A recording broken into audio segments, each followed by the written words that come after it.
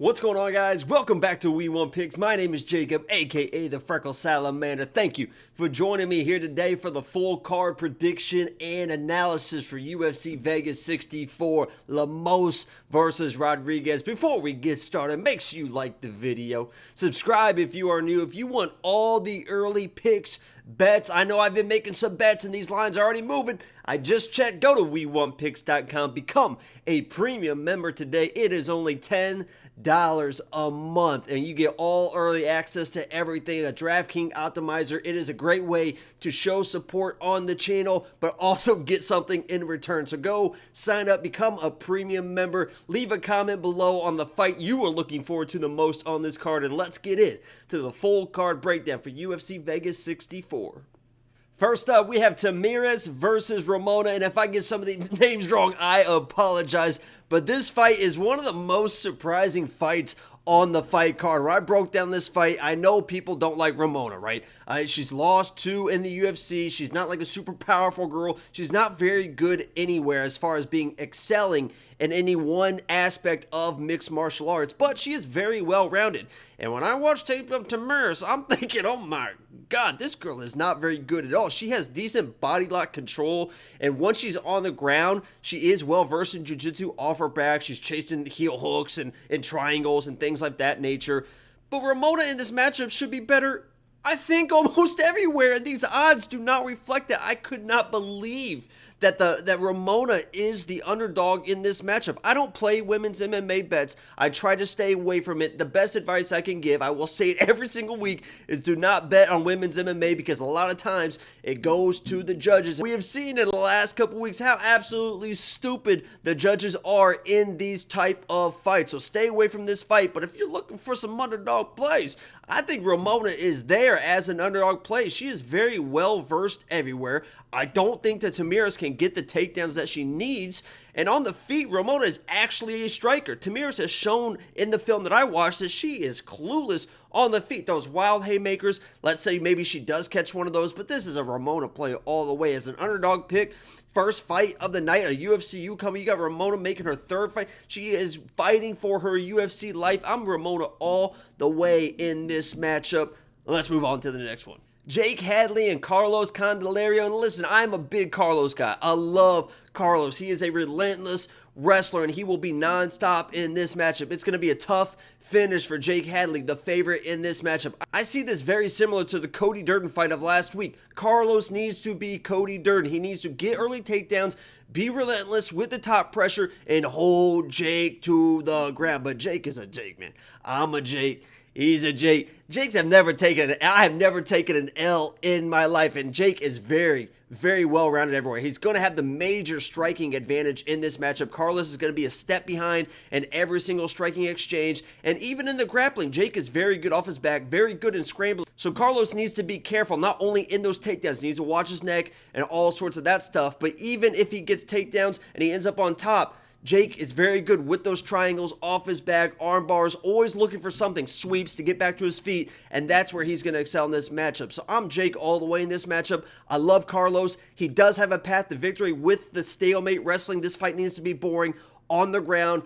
Carlos on top, holding positions, but Jake is much, much better striker. He's going to be much faster on the feet. He should be able to withstand the takedowns, but even if he gets taken down, I see him scrambling, sweeping back to either top positions or back to his feet where he can dominate on the feet. So my pick for this matchup is Jake. Confidence level, 1 to 10, 5 being 10 being hell yeah. I love this matchup for Jake. I think it's a 6 or a 7 on the confidence scale. Ramona in the last matchup, I think she's probably a 5 or a 6. I'll keep the confidence scales going. Let's move on to the next one. Johnny Munoz Jr. versus Liudvik. And Johnny Munoz Jr., as you guys know, was a former Lock of the Week. The reason I picked him as Lock of the Week is because of his grappling. Very, very good grappler. Not a great wrestler, right? He doesn't have incredible takedowns. The timing is not bad. If you get too aggressive, and you've seen that in his fights, when somebody gets too aggressive, he does have decent timing. But as far as like just stalemate, going in for takedowns, not the best takedowns. And Liudvik is a guy, Ukrainian national wrestler, should be able to defend takedowns, but in his last fight a year ago, looked a little bit lazy in his takedown defense. And if Johnny gets you down, and Johnny is on top of you, it is a big, big issue. But I did the deep dive, right? I looked at Liudvik's Instagram, and he looks like a completely different person. I mean, physical transformation. His hands look fast, hitting the mitts. I can't trust Johnny Munoz Jr. with that knockout he had in his last fight. I mean, Tony Gravely, that was a 1-inch punch. If you want to trust Johnny, he should be better in this matchup, but I can't trust his chin. I can't trust his wrestling against a national champion type wrestler in Liudvik. Liudvik looked like he made a physical transformation. This is a little bit biased in an opposite way because Johnny lost me my lock of the week, but I'm going with Liudvik in this matchup. You give me confidence scale 1 to 10, I'm going like a 3 or 4 for Liudvik because if this goes to the ground, Johnny is so dangerous. So dangerous. But on the feet, we've seen Johnny is now a liability. Liudvik looks like he's cleaned up whatever he's needed cleaned up. Looks like he's in great shape. Should withstand the wrestling. But like I said, I'm going with Liudvik. Confidence scale about a 3 to a 4. Will I put some action on it? I think I might. Let's move on to the next one. Jinh Frey versus Polyana Viana. How you doing, Polyana? If you're watching this, Polyana, I love what you're doing on the gram. But I will say, with that said, Polyana looks like she's taking a little bit different turn in her career. Am I right? I mean, she doesn't see... Most girls are posting training videos, and I have nothing against. If you want to do the dual incomes, if you're looking for this and that, nothing against people trying to make some money and out there grinding for the publicity I got the OnlyFans as well, right? OnlyFans.com/the but not seeing a lot of training. And Polyana's always been kind of one of those girls. She's very tough, good enough on the feet, and when she gets to the ground, she has that armbar. But that's pretty much all she's become. Her game really hasn't evolved from that armbar or bust type of action. And in this fight, I have to imagine that Jinh Frey knows what to expect. She's a veteran. She's very tough. Her striking should be a little bit better. Polyana's not a big threat on the feet, right? She's got some good kicks, but she's not a knockout type girl. She wants to engage in the grappling, and she really only has that arm bar to go to. I imagine she's going to be a little bit slicker, but Jinh Frey should be able to win the striking. If she gets on top, as we saw with Tabata Ricci, she should be able to control positions without getting submitted. Polyana will always be live in these matchups for that armbar off her back, but you cannot put your money on somebody just going for a Hail Mary armbar and just hoping they get it. Can she get it? Absolutely she can get it, but I'm going Jinh Frey in this matchup. She's very well-rounded. She knows what to expect, and I don't think Polyana is all the way in on fighting. I hope I'm wrong, Polyana. Hey, prove me wrong. But I'm going Jinh Frey in this matchup. Confidence scale 1 to 10. It's probably about a 4 or 5. You know, this is a pick'em for a reason. Jinh Frey is the underdog, but give me the underdog in this matchup, and if Polyana wins, I'll be there with roses for you. Benito Lopez versus Mario Bautista, and I love this matchup. I love this. If this was 3 years ago, if this was 2 years ago, and Benito Lopez had a full camp, this would be a fight, right? This would be a fight because Benito is a guy that throws wild stuff. He comes in with heavy shots, and those kicks are unreal. I mean, it's leg kick, heavy kick, heavy kick. But, again, deep dive on the Instagram. It looks like Benito is just kind of coming back, maybe getting a check, moving about his way. I hope I'm wrong. I hope this is a good fight. But Benito, when I was looking at the gram, looks like a few months ago, that dude was on the couch. And it looks like he's been getting back in shape for this fight. But Mario is a dude. I talk about dudes. Dudes that look like they are those next level dudes. And Mario Bautista is one of those dudes. Very, very technical striking. Good power in his hands. And his wrestling is insane. Very good timing. Insane top control. I love this well-rounded fighter in Mario. I love him in this matchup. I am loading up on him, putting him in parlays. Confidence scale 1 to 10. He is an 8 or a 9. I think he is my most confident play on this card. I think he gets this done early. Maybe goes to the wrestling, but could find the knockout as well. I'm Mario all the way in this matchup. If Benito, after a 3-year layoff, comes in and looks good, hats off to him. But that is such a wide margin to overcome. So I'm Mario all the way in this matchup to either find the knockout early or maybe wrestle, wear him down, and then find the finish on the ground. Miranda Maverick versus Shanna Young, and I'll be honest with you guys. I will be honest with you guys. I think Miranda Maverick is very overrated. But Shanna Young is not great in her own right. But the length could give Miranda issues. And Miranda, I'll say this right now. I don't want to sound like I'm picking Shanna Young, but Miranda Maverick is my pick. She should win. She should absolutely dominate this matchup. If she does not dominate this matchup, it is a bad look for Miranda Maverick. But if she cannot get the takedowns, If she cannot get the takedowns in this matchup, let's say Shanna is up against the cage, fighting the takedowns, Miranda's working, has to keep engaging on the feet. Miranda Maverick's stand-up is awful. I mean, it is not even that, I mean, it is awful. It is not super technical, not a lot of power, a lot of winging shots. A lot of her striking is to get to the wrestling, and if the wrestling doesn't work, this fight could get really interesting. So my pick is definitely Miranda Maverick. She should be better because she can get those takedowns, but if she doesn't get these takedowns, and that length of Shanna Young starts disrupting the striking, you saw her in the last fight. Miranda Maverick had a big swollen eye. Her striking is not good. If she cannot get the takedowns, it is going to be an issue. I think she's a little bit overrated. I think these lines at minus 650 are a little bit wide. She should probably be like a minus 300, something like that. So my pick is Miranda Maverick. Confidence scale from 1 to 10 is probably like a 6 or a 7. It should be higher, but I'm just saying, if Miranda can't get the takedowns, this could be an issue for her. But my pick is Miranda Maverick. Darrick Minner versus Shayilan, and I loved breaking down this fight because I was able to watch the entire fight of Darrick Minner and Ryan Hall and watch Darrick Minner be the lowest IQ fighter I have ever seen in my life. Holy shit, what was he thinking? Going to the ground over and over and over again against my dude Ryan Hall, the best grappler in the UFC history.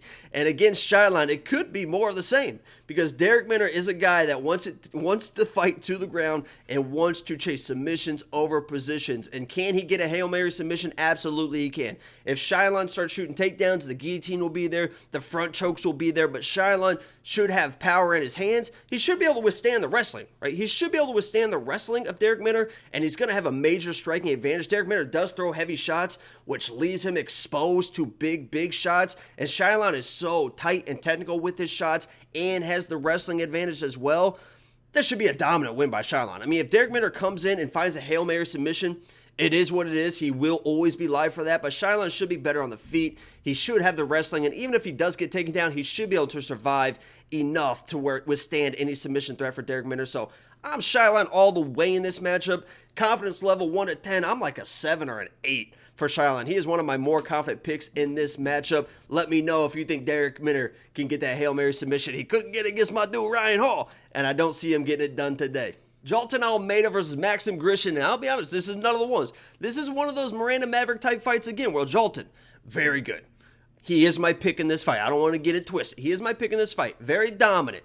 But if this gets out of the first round, all I'm saying, if this gets out of the first round, this fight will get very interesting because Maxim is a very good fighter. Maxim is a very big dude as well. He was big at 205. This is a heavyweight fight. He is going to be all probably at 230, 240. Very good takedown defense. Even when he gets taken down, he has pretty good scrambles to get back to his feet. He knows how to get against the cage to get back to his feet in open mat takedowns. And Jailton is a very explosive dude, has those big explosive doubles, knows how to get the fight to the ground, and he should get an early finish this matchup. But with those explosions come the exhaustion, those big muscles, the great carved, chiseled muscles that Jailton has. I'm telling you, if this gets out of the first round, this fight could get very interesting because we've never really seen Jailton against adversity in the UFC so far. I can't even believe this guy's ever lost before. That's how good he is. So he is my pick in this matchup.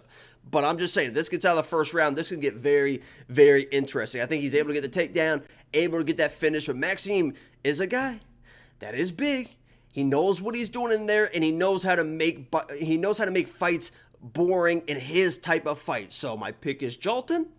I hope that he comes in and dominates. He should dominate. Confidence level, again, this is like that Miranda Maverick, like a 6-7 because of the unknown of if Miranda doesn't get the takedowns, a little bit of unknown. And if Jailton gets out of the first round, if this goes out of the first round, a little bit of unknown territory. So my pick is Jailton. Confidence level isn't super high as it should be.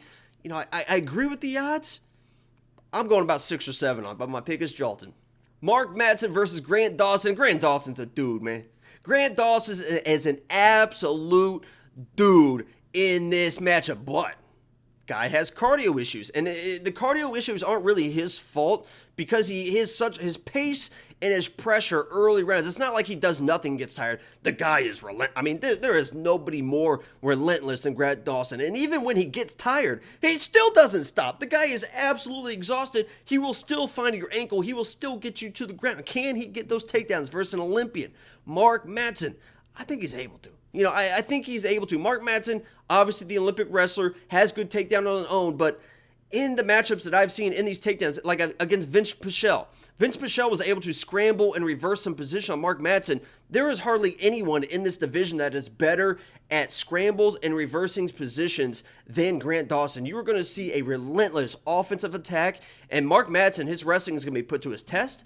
38-year-old Mark Madsen, his cardio is going to be put to the test. Grant Dawson will not stop. Mark Madsen has been trying to strike a little bit more lately, which might actually be the path to victory because Grant Dawson does get hit. But Mark Madsen isn't a super dangerous guy, and this is probably going to be the test of cardios. Whoever's gas tank quits first is probably going to lose this fight.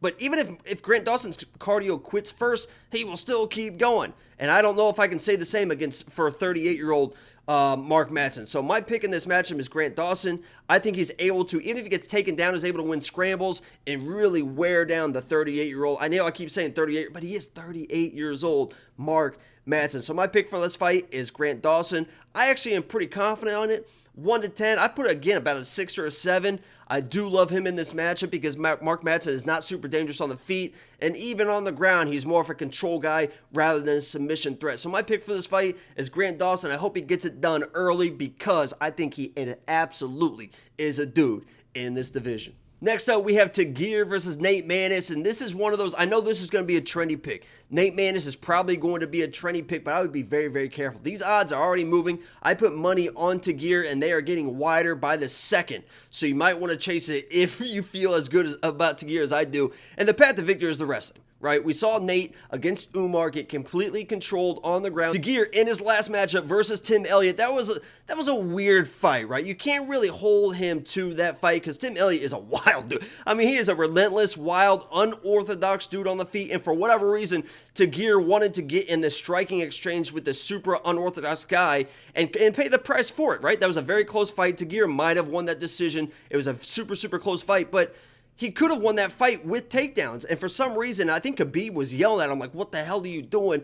Every time he was able to get a takedown, he was able to pretty much control Tim Elliott, but in the striking exchanges, it was like those weird angles. The shots from Tim were coming at weird angles. They were catching him off guard, and then the weird takedowns off the weird shots caught him off guard as well. I don't think you're going to see the same thing for Nate Maness. I think that was a good learning experience for Tagir. He understood, okay, there's some people in the UFC I can't fight the way I want to fight. Against Nate Maness, he knows how dangerous he is on the feet, but the path to victory is so clear in this matchup for Tagir. Get the takedowns, get your control, don't mess around on the feet. But even if Tagir was messing around the feet, he can survive enough to get to the takedowns. Meaning, if Nate pushes him, pushes the pressure in the striking, Tagir's not going to panic, right? He can circle out, he can bide his time, wait for those takedown opportunities, which will be there for Nate because he has shown that he can get taken down and he can get held down. It was just the last fight versus Khabib's cousin, so they know what the game plan is for this fight. So I'm Tagir all the way in this matchup. No disrespect of Nate. If this stays on the feet, he definitely has a chance. I think it's probably about 50-50 if it stays on the feet. But the path to victory is so clear for Tagir. 1 to 10 confidence level. I'm thinking 7 or 8 for Tagir to get the takedowns, control the positions, maybe find a submission. But I think it's a dominant win for Tagir. Josh Parisian versus Chase Sherman. Flip a coin. I mean, flip a coin. This is actually going to be one of those rare heavyweight breakdowns that will be a lot of fun. I think this one will be a lot of fun. They're not going to weigh on each other. They're not going to lay on each other. They're not going to hold each other. These dudes are boxers. They want to throw hands, and I'm excited to watch. This is one of the first heavyweight fights I'm excited to watch in a long time, except for like the top title fights. Josh Parisian, Chase Sherman, they are both boxers. They want to throw heavy. They want to throw leather. Give me the more experienced guy in Chase Sherman in this matchup.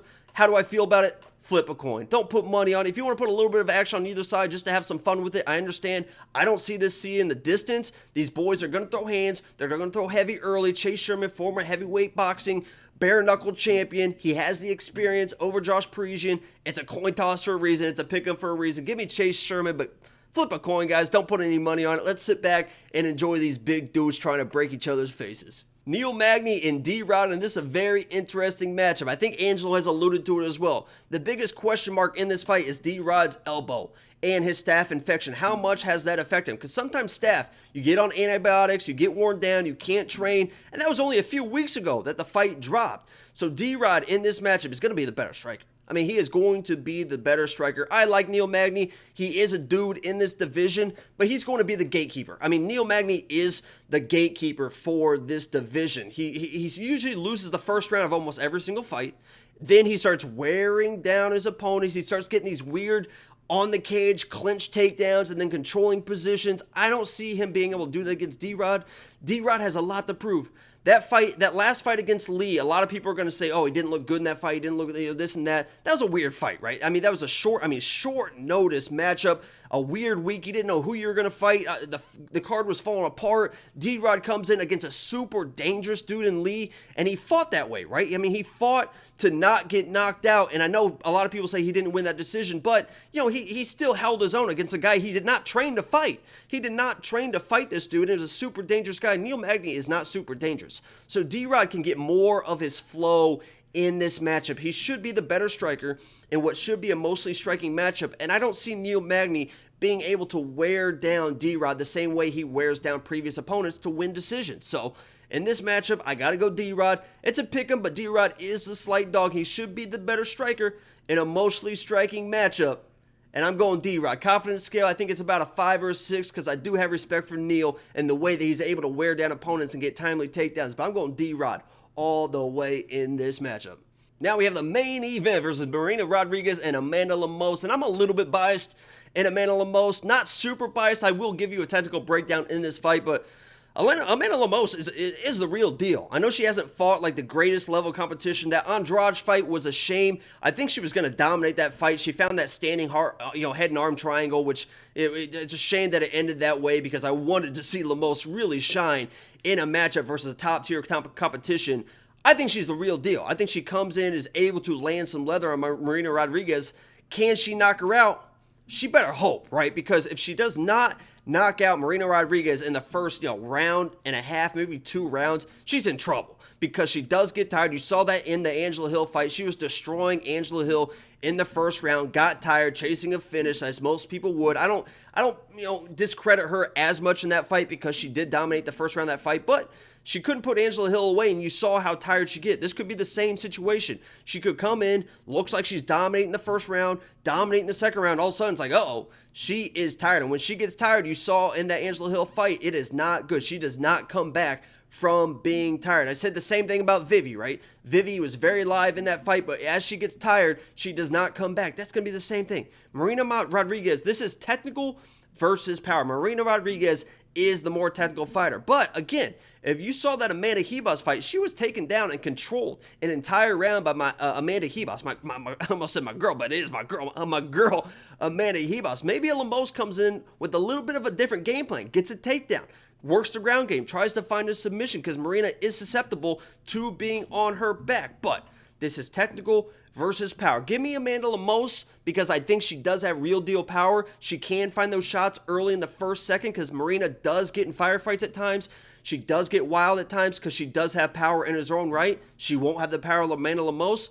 But if this gets out of, round and a half, 2 rounds, and Marina is still standing there and hasn't really been hurt real bad, this is going to be this is going to be a Marina fight all the way, 3, 4, 5 rounds. So I understand why Marina is the favorite for sure. She is probably the better technical striker, but the more dangerous fighter by far is Amanda Lemos. So give me the more dangerous fighter with the underdog odds, and we'll see how it plays out. But that has been the full card breakdown for UFC Vegas 64. Make sure you like the video, subscribe if you are new. We do the full card breakdown again with me and Angelo tomorrow night, Tuesday, every single Tuesday night, every single card. Wednesday, I will probably go live to give you all my bets for this fight. Thursday is my lock of the week video where I pick one underdog every single week that I believe in my mind will win with 100% certainty. Friday is all sorts of content. Saturday, I'm always live for the prelims, so join me there. We have a ton of fun, and we are hitting crazy bets. Last week, we were in plus 800s, almost hit a plus 1,000. People were leaving bets in the comments. We were tailing those and winning a ton of money. So thank you for joining me here today. My name is Jacob, a.k.a. the Freckle Salamander, and I am out. Peace.